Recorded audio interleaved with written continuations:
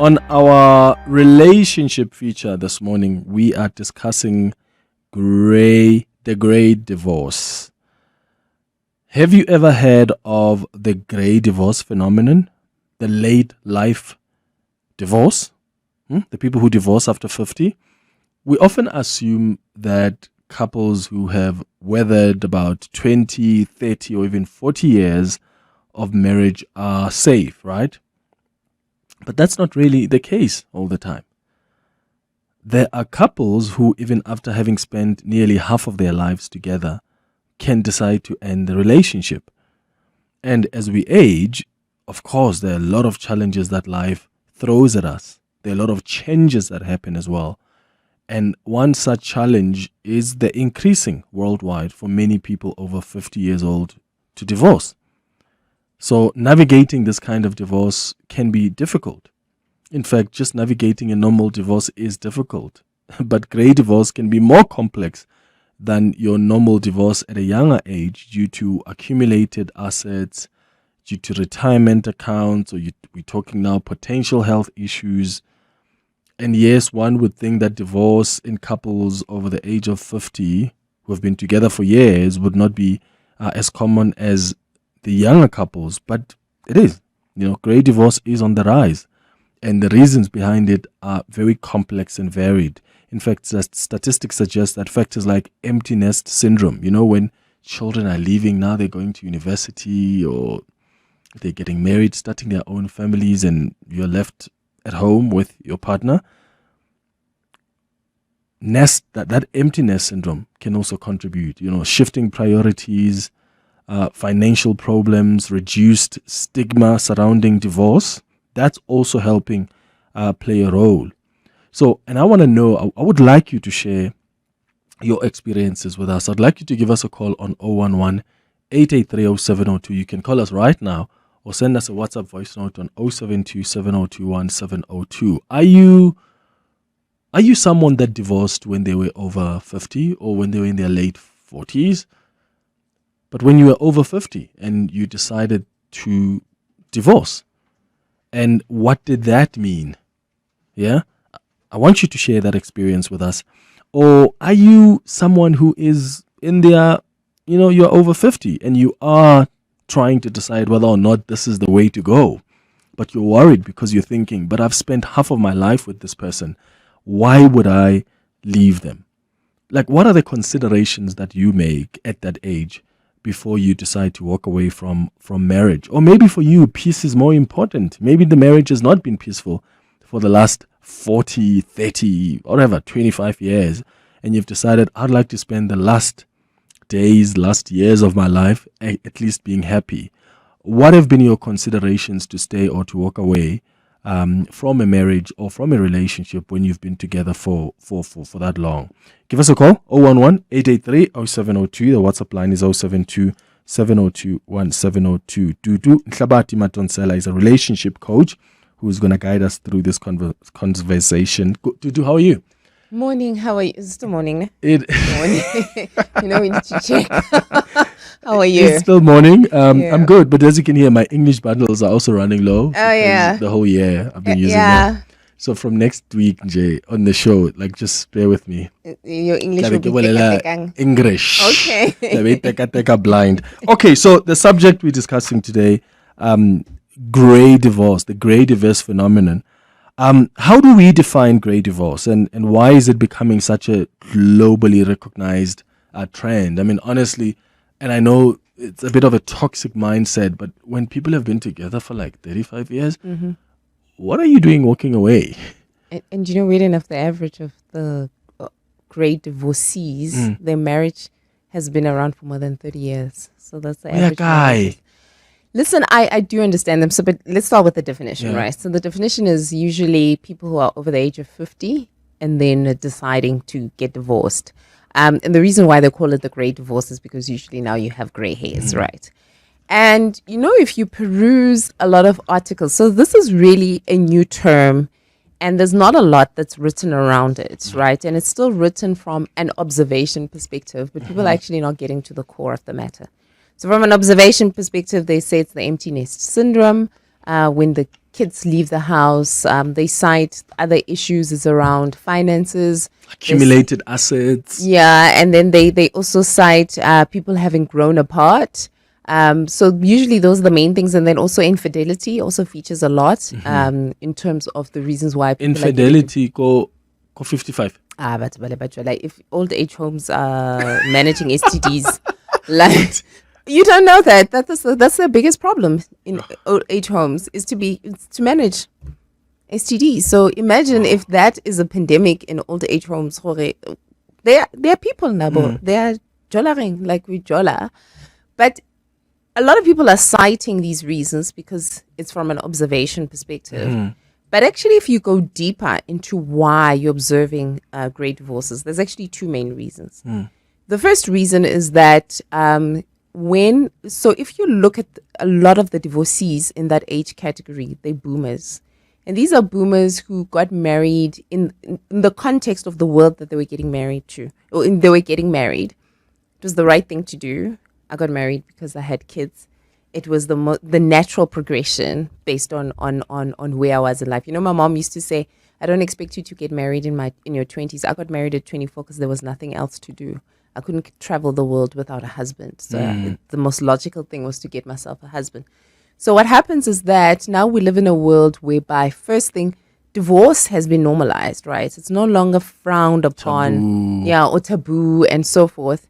And what is interesting when you now start getting into the core reason, and this is observed across all age groups, is that people are seeking more and more quality relationships. So what you're finding with the younger generation, women are prioritizing finding a quality partner. It's not that people are no longer believing in marriage or they're delaying marriage. But what people are saying is that I will delay the process of finding a quality partner so that I end up in a quality relationship. So the women are delaying that process and making sure that they pick the right partner. The men are looking and saying, I also want to attract a quality human being. And what qualities should I work upon as an individual in order for me to be able to attract a quality partner? So we're both seeking the same things, and you see it across age groups. Now, what happens now in the 50s is that because of medical innovation, because of the fact that we're living longer, and we're also living longer with vitality. Now somebody says, I actually have another 20 to 30 years of actually enjoying life. Yeah. And you look at this person that you're with, you no longer have the obligation to co-parent with this person. Your kids have left the house and so old forth. enough. And now you're looking and you're like, I got married because I had to get married. I made this girl pregnant, or because of the fact that... it was an arranged marriage. It was arranged marriage.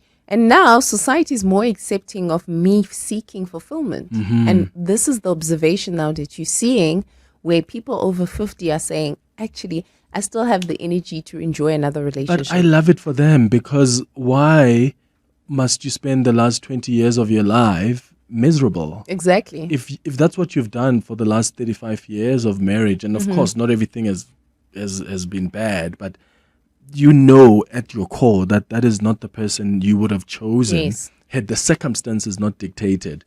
Then why not go a different path? But because at that point there's just a lot that there's a lot at risk. I mean, we spoke about accumulated assets, retirement. Hongata. So do you find that they're willing to that matters less than their happiness? No, actually, living their life? It's a big problem amongst them. And simply because they come from an era where they got married in community of property. Oh, yeah. Exactly. And also what you find is that from an income inequality gap, the gap is much more larger between the male and the female in that particular generation. And maybe some females took time to look after their kids, so they deprioritized their careers, right? And also they didn't have a social structure back then to be able to juggle motherhood and a career. Not that we're trying. But at least I think the conditions are a little bit better than 50 years ago or something like that. So what happens is that the biggest concern right now is the splitting of assets.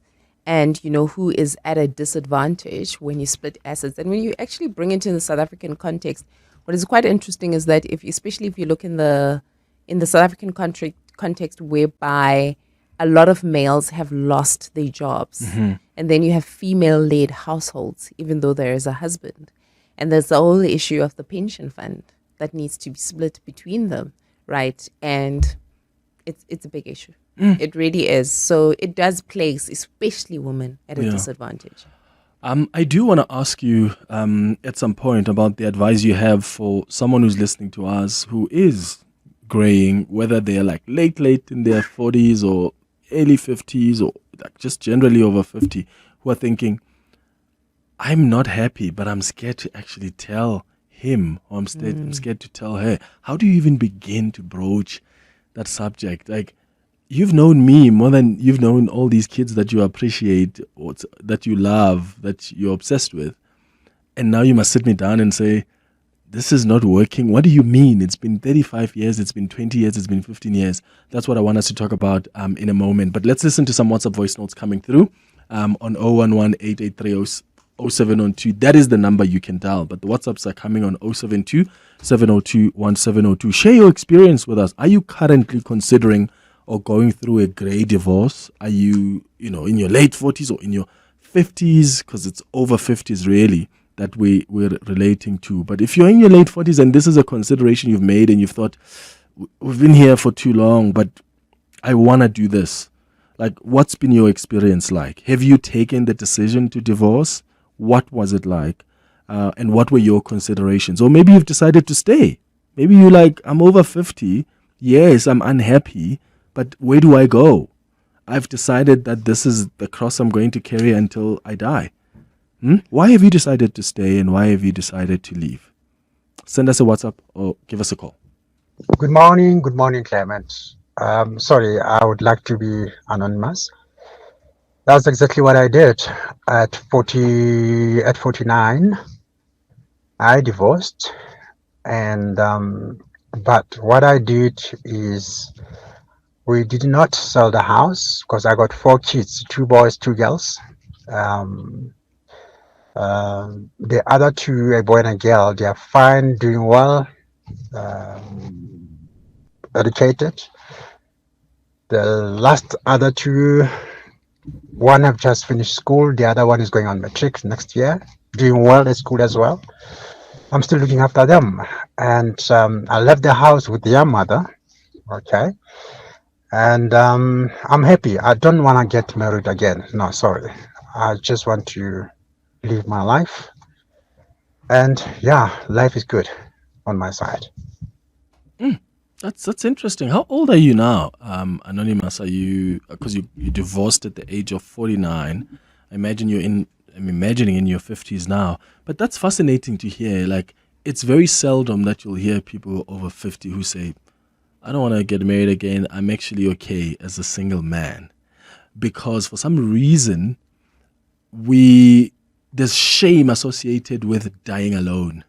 Yeah. And I think that's why a lot of people end up, and I think pressure, time. Yeah. You end up just being with people and just sticking it out because I don't want to die alone. How many times do we say that?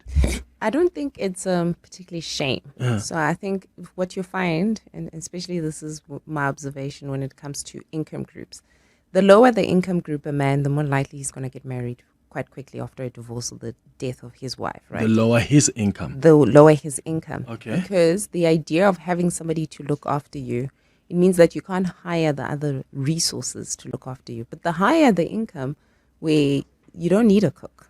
You can get yourself a cook. You can get a chef. You can Uber Eats and so forth. You can get a helper. You can do all these other things in life. That wives traditionally come with. So the idea of the fact that there's no one to look after me in my elderly years is less a concern. And I find that a lot of guys who have high incomes and are divorced take their time. They actually even seek more companionship than are more likely to get married. I've picked that up, more companionship, a friend. Yeah, sometimes they start with the slay queens a bit and then get it out of their system. And then But even the 70-year-olds, like Obabon or Olapil, 80, they're just going to have friends. Exactly. Like, especially like from my observation, what I've seen, like in the neighborhoods or the conversations I have, I've picked up that you'll see an 80-year-old woman with this 85-year-old man, and they're like, this is my partner. Yes. And it's in a sense of, we actually met when we were 78. Yeah. And we're companion. It's companionship. Yeah, because I think also the criteria now of choosing a partner when you have the resources to look after yourself is very, very different. Yeah. Unlike the criteria that you're using to look for a partner, because this is your retirement plan, this is the night nurse you're going to need when you're sick later in your life, is very, very different. So, and I find that when I observe men, the higher the income a guy has, the less likely he's going to rush into getting a wife. Interesting. I have an uncle who is probably in his late 70s, and he still lives alone. Like, he doesn't have kids. You know, he's Really? tried marriages here and there, but He's he tried gave up. marriages. Yeah, like how two, you I say. think. He got one, and then it didn't work out. Got another wife, didn't work out, and I think probably at 55 or 60, he gave up, and he seems happier than the other uncles who you could argue are in marriages. 'Cause he's a happy man. He's honoring himself. Right? Yeah, And I think so. Some people are not meant for marriage, but there are some people whereby, even if they don't seek marriage afterwards, but they are companionship people. And I think what happens is that because of from a cultural perspective, I think people have to understand why marriage was valued, right? And I'm still a big believer in marriage, but I think that the definition of what makes a happy marriage is very different from the definition of what made a happy marriage then. And I'm looking for the English word for it. But a lot of the time back then, marriage was designed to bring about structure, order in your life, and as a woman, also financial stability. That's what basically marriage meant. And I think now there's a lot of people where they no longer need that, right? So if you select a partner just based on that, and then maybe you never really fall in love with a partner, or both of you never evolve to meet each other at a point where you really enjoy each other's company. Later in life, when the criteria you use is no longer applicable, you no longer live by those values, you no longer need the things that you needed back then. If you haven't if you haven't found each other with your partner at a certain point, you're going to struggle. Even if you are married for 50 years, that marriage is not going to be fulfilling because of the fact that it hasn't evolved with your particular needs. So what you might be finding is that you might be finding people who are married for 50 years, but because the marriage didn't evolve with their needs. And when you look at a lot of the articles that are written around great divorce, especially when people have grown apart, you're finding that what they used as a selection criteria back then is very different. Like, somebody has now 10 times more money, does not really need somebody who's going to wash their clothes and so forth. They need more from a partner, but they can't get that because, like, that partner is not that person. It wasn't intended, like, they didn't enter the marriage with an intention to provide that value. That value was, I'm going to bear you kids and I'm going to cook for you. I mean, what you're telling us then is, be very intentional about the people you marry, because you've got to survive the evolution of humanity and society, because things are going to change.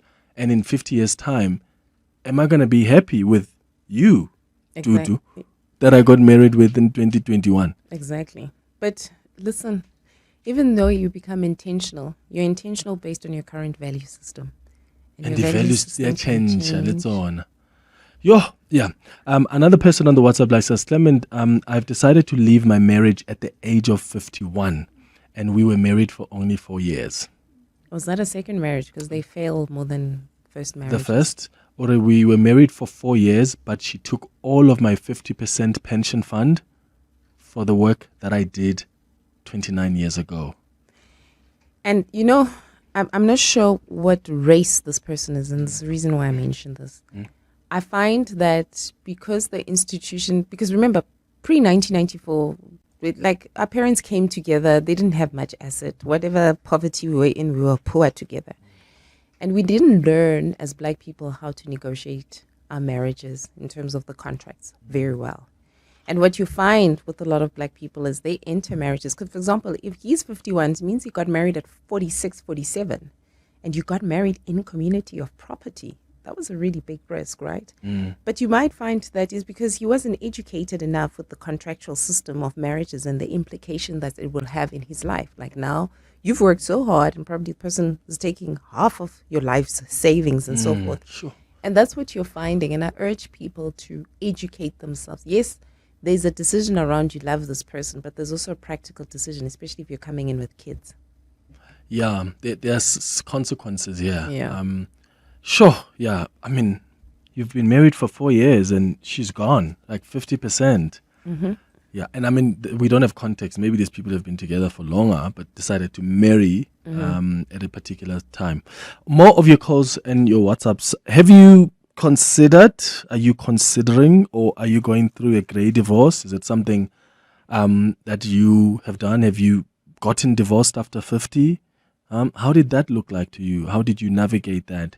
Have you decided to stay even when you're not happy, to avoid a grey divorce? And what were the considerations for you? And I'd like to hear from also the young couples as well, even if you're not over 50. Like, how intentional are you about, I mean, future-proofing, if there's even such, your marriage, so that even when you're 50, when you're 60, when you're 70, in some way you're able to have been evolved with your partner, and you are not getting to a point where you experience a grey divorce. Relationship issues Relationship talk. on 702. 23 minutes before 12 o'clock, we're talking about the grey divorce phenomenon on our relationship feature this morning with Dudu Nhlabathi-Madonsela, who is a relationship coach.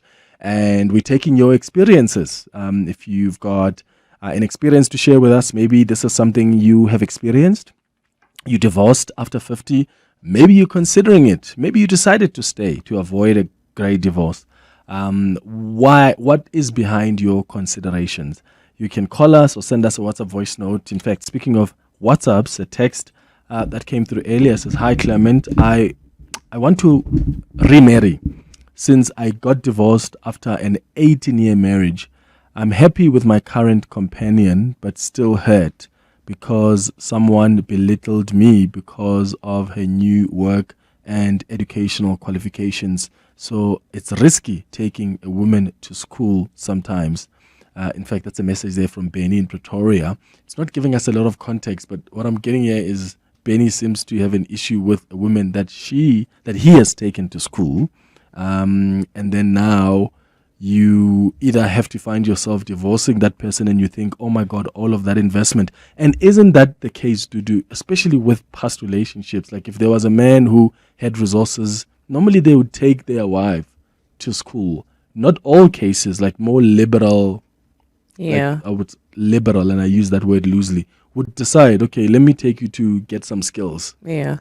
And now when you have to divorce, they look at you now as an investment. Like, I invested in you. There's a Yes. reason I took you there. Yeah, and I think that investment then translates into ownership, right? So, and I think also how they show up in relationships, because usually if somebody has that attitude, not to say all men who take their women to school have that attitude, but if I have the attitude that I invested in you and you are forever grateful to me, right? Then I wonder if that person is able to emotionally show up as required in the relationship, or they think that the fact that I'm a provider is enough for me to show up in a relationship. I mean, if you look at the great divorce phenomenon, one of the things that's always shocking is how the kids receive it. Because most of the time the kids are like, but he's such a great father. And I always say, just because somebody's a great father doesn't mean that he's a great husband. And just coming back to the person who invests, if you lead from a place of I financially look after the family and I've made sure that my family is fed and so forth, and you emotionally neglected your wife, I think it does come as a surprise later in life when she says, I'm not happy. Yes, I have this big house and, my kids are all educated, but I'm not happy. And it becomes a shock to a system. And they see it as betrayal, but they actually forget that when you have to invest in a relationship, it's not only about finances. It's so many things that you need to actually pour into that relationship for that relationship to work. So there's another message here that says, this is anonymous. It says, "Hi Clement, I want to get divorced. I have more than 30 years with my husband. The problem is he is controlled by his 2 divorcee sisters." Wow, divorcee How old is sisters. this man? So, but also, why not just sisters? No, because she's like trying to paint the picture of the issues from the previous relationship. Yeah. So the message says, "I want to get a divorce. I have more than 30 years with my husband. The problem is he's controlled by his 2 divorcee sisters since he's the last born. and he provides for them more than his kids. We have 3 sons. So I asked him about his family last year, and he responded that his family comes first. This is from his sister's side. Yes. They even took our property without engaging me. I'm 51 now. I want a divorce. I can see we're not going anywhere with this marriage. And I think, you know what, and you can sense a bit of like this hurt and anger, right, in the tone of, and it's quite fair, right? Because, I mean, first thing, married for 30 years, some of the teething issues around getting your family to find their place and the fact that I have a new family, those things should have been still addressed. fighting about that after 30 years of marriage? The fact that those teething issues have not been addressed is either one, there's 2 things. She stayed in that marriage for too long, and the man is also not willing to come to the party, the way in which she describes it, right? And I think, you know, the main thing I find with a lot of divorced people who are divorcing, and you see it across all age groups, especially women, is that they don't have a plan. Because we become so emotional. Usually we divorce because he's been cheating on us, or, you know what, I can't stomach this behavior, that we're so emotional and we step out of marriages without the plan of what is next. And then that's the reason why some people, divorces set them years back in terms of financially, because of the fact that they don't have a plan. And I guess my advice to this lady is that after 30 years of marriage, if he's not willing to address this issue, chances that he's not going to change. He's right? never going to do it. Yeah. So, and if in your heart to heart you feel like stepping away from the marriage is the thing that you need to do, and you are at peace with it, then do what your heart tells you. But also because of the fact that, because the way she describes it is that he has not come through financially for the family like he was expected to, and I don't know to what extent she bears the brunt of that financial burden. But she also just needs to, before she steps out, go and consult a lawyer and understand what does that mean and what is the best way to go about it in such a way that you mitigate the risks of losing a lot of money like people have. Yeah, so someone on Twitter indicated that, Clement, for me, it's the emptiness syndrome. I realized when my kids, all of them left and went to university, that we've all existed here in this marriage for the kids. Is that something that happens a lot, where the kids move out and now you are like, you are exposed as a couple? Or actually, you guys have never really had a life as a couple. Because for some reason, I mean, people get married and as soon as kids come, the attention... And they keep you busy. They make you forget. Like, you know, we were actually laughing with my husband yesterday because our kids at Gogo's, right? And I was like, we actually miss these people, you know? And I've got small little people, so they still terrorize the hell out of us, right? But I was like, we actually miss these people. But I think and this is what we've done with my husband. We've always been deliberate about spending time together. Outside of the kids. Outside the kids. So like, for example, on a normal school term, twice a month, because both the Gogos are still alive, they would go to the Gogo's house, ship them with the nannies and stuff like that. And we'd have the whole weekend to connect, right? Because we realized that, you know, it is important to maintain this relationship and this connection and find things to do together. And I think what happens is with a lot of people is that you center, and not deliberately, like you just wake up one day and your life is centered because this person is so needy. You've got this little person who's so needy and your life is centered around this particular person. Come back from work and come on, Dudu's screaming, do your come on. Daddy comes in, he's coming into chaos. Very little time to actually connect with each other. And if you're not making that deliberate, one day you're going to wake up and you're going to wake up next to a stranger. And you would have drifted so far apart that it would be very difficult to come back together. And I think also what we must consider is that after a certain age, how much energy to invest in things. Like, for example, you know, when a woman, like I look at my friends who are in their 40s, right? Dating is also complex for them, not only because the dating pool looks the way it does, because they don't just have energy to be spontaneous. Somebody called me at 7, let's go out, let's go and have coffee and so forth and whatever. You're so set in your routine and your ways and so forth.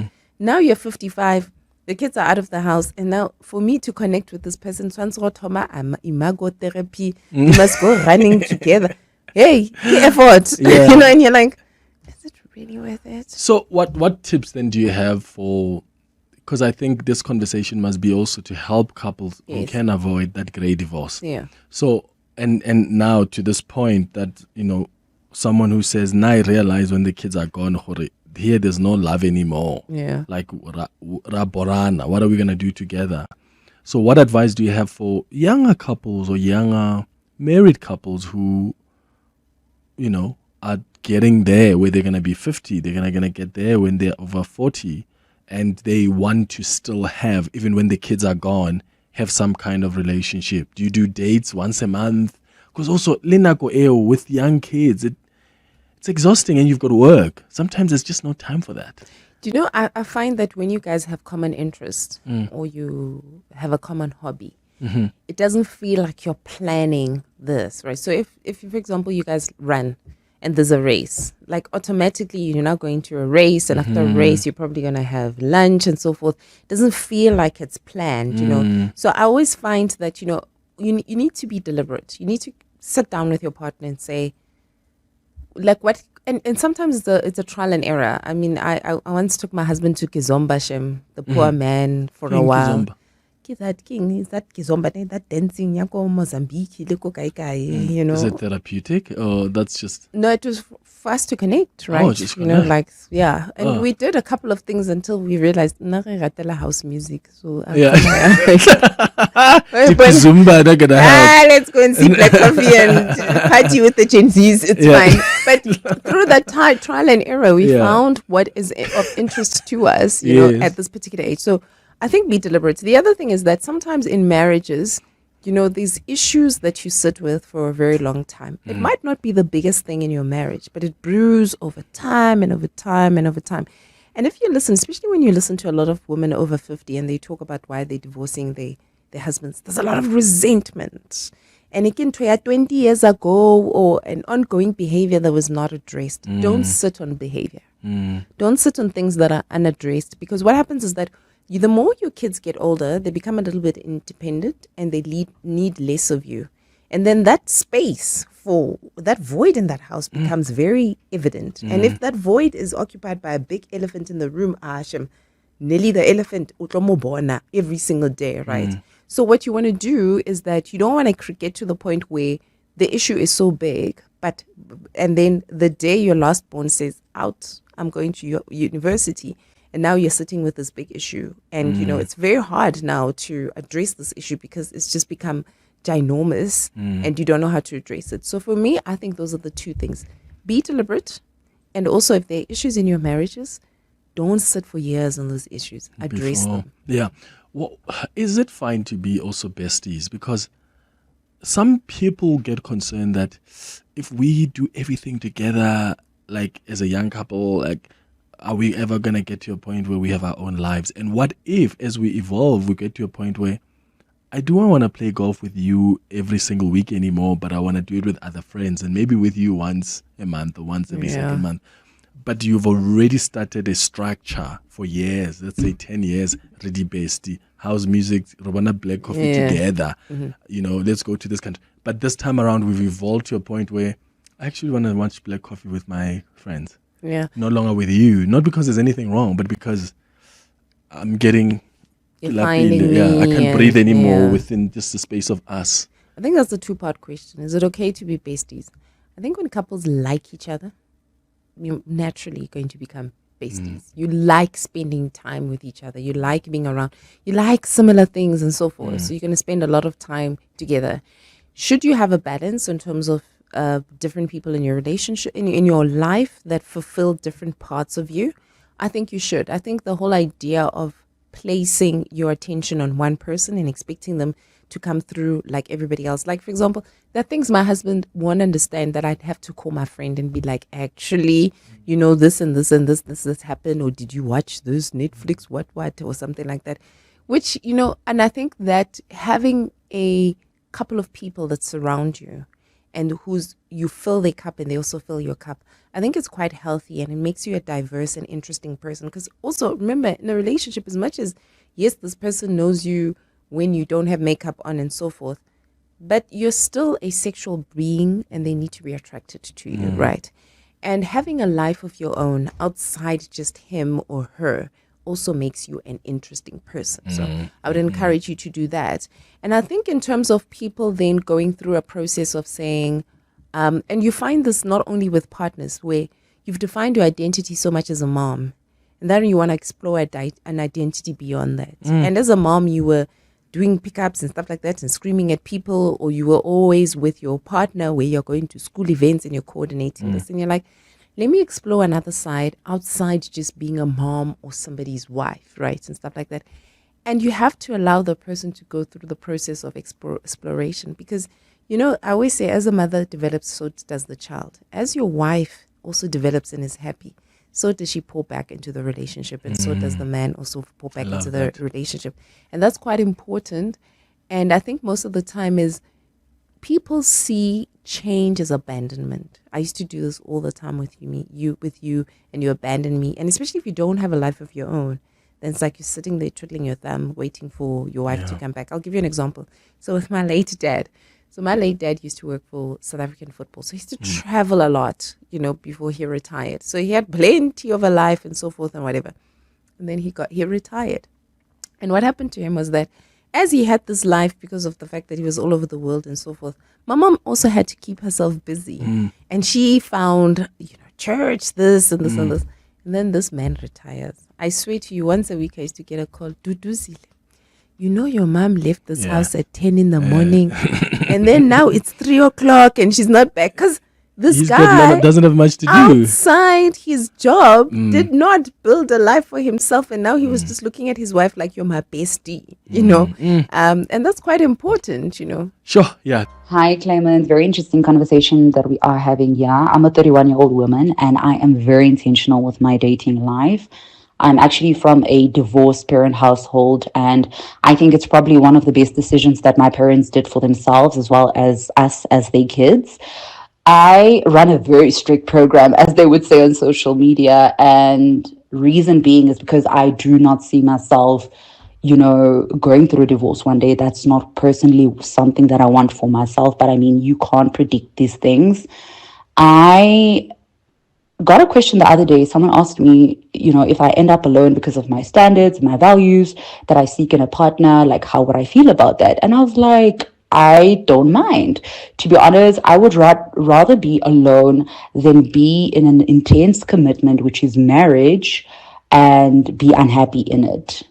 So I think a lot of people just don't see themselves alone. And I think, we need to start thinking about those things as well. And we will have less of the psychological challenges that we see in our world today. Thanks. Thank you so much. Another message says, hi, Clement. I also feel trapped, but I don't want to hurt my partner. I am 55 years old and I'm married for 31 years. I feel like I wasted their time. Sometimes he suggests we should go for counseling, but I know that if we do that, then I will be free to leave him. At least the counseling will assist him to cope with my departure. It's really hard. At 55, someone feels really trapped. Another one says, Clement, I've been married for 21 years. I'm 49 years old. My husband is not a bad person at all. My son is on the autistic spectrum and my teen daughter is still in school. I have come to a point of my life where I really am okay to be on my own. I don't want to remarry. I battle with the leash around my neck. It's such a difficult decision. I cannot say for sure if I'm still in love. The last one says, good morning, Clement. This is so triggering. I left at 48, divorced at 54. After 30 years of marriage, my children are independent. I am slowly rebuilding alone. This season is the worst, though. I do miss the warmth of my family, traveling together. It's only holidays that amplify that loneliness. Sure. So yeah, that's some of the realities people are facing. Dudu Nhlabathi-Madonsela, thank you so much for guiding us through such an important conversation. She's a relationship coach. Hanging out with Clement on 702. Let's walk the talk.